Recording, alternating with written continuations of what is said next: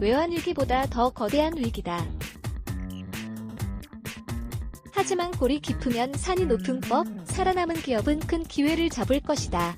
포린인사이트, 외환위기가 한국 경제 체질 바꿔듯 기업 버텨주면 큰 기회 올 수 있어. 양세업자, 기업의 자금 지원 필요. 정부가 간섭 칼자루 쥐면 안 돼. 1997년 외환위기 당시 기업 구조조정을 주도한 이현재 전 경제부총리는 신종 코로나 바이러스 감염증, 코로나19 사태에 대해 늘 그렇듯 위기는 위장된 기회라며 외환위기와 2008년 금융위기를 극복하는 과정에서 한국 경제가 체질을 바꿨듯이 코로나 사태는 강력한 위기이자 거대한 기회라고 말했다. 이 전 부총리는 코로나 사태로 초래된 경제 위기가 외환위기보다 더 심각하다면서 또 기업들이 버티기만 한다면 한국 경제에 큰 기회가 될 수 있다고 진단했다.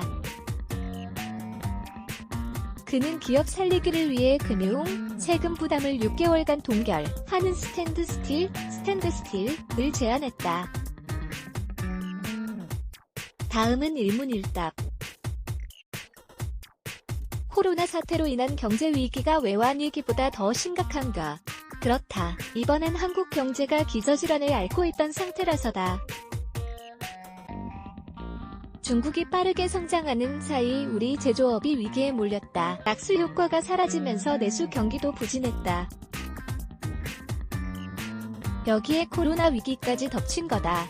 한국보다 다른 나라, 특히 북미와 유럽의 타격이 더 큰데 그게 외환위기보다 심각한 부분이다. 외환위기는 우리가 극복하면 되는 문제였다.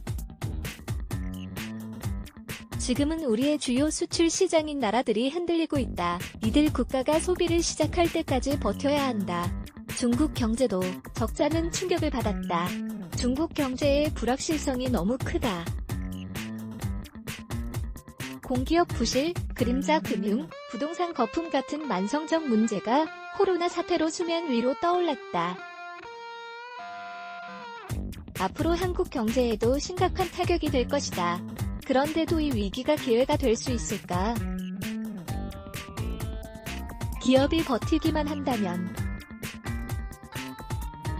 정부는 기업 살리기에 적극 나서야 한다. 스탠드스틸 정책을 제안한다.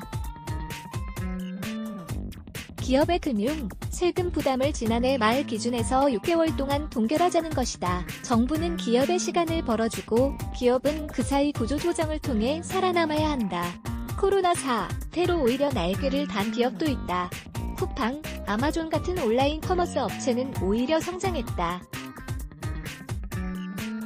산업계의 디지털 전환이 가속화되고 있다. 디지털 인력과 인프라가 탄탄한 기업은 승승장구할 것이다. 전환의 과정에서 생각하지 못한 기회를 찾는 기업도 많을 것으로 본다.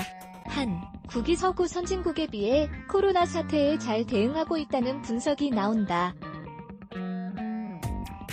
한국의 디지털 인력과 인프라, 헬스케어 산업의 역량이 더해진 덕분이다.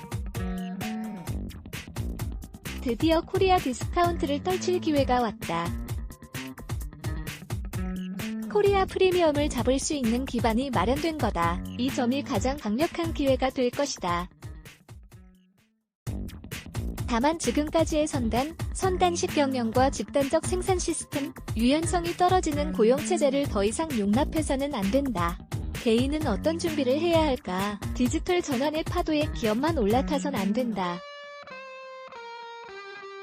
개인도 마찬가지다. 이번 위기로 많은 기업의 생사가 갈리듯이 개인도 그럴 것이다. 기업 구조조정은 필연적으로 노동시장 구조조정으로 이어진다. 정부는 경쟁력을 잃은 개인을 보호할 정책을 마련해야 한다.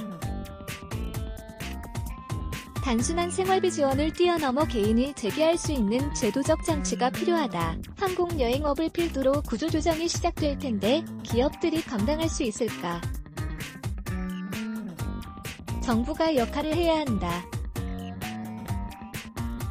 개인과 가게, 영세 자영업자 그리고 수출 및 제조기업의 준비 시간을 줘야 한다. 앞서 언급한 스탠드스틸 외에 일시적 생계 지원과 자금 지원 등이 방법이 될 거다.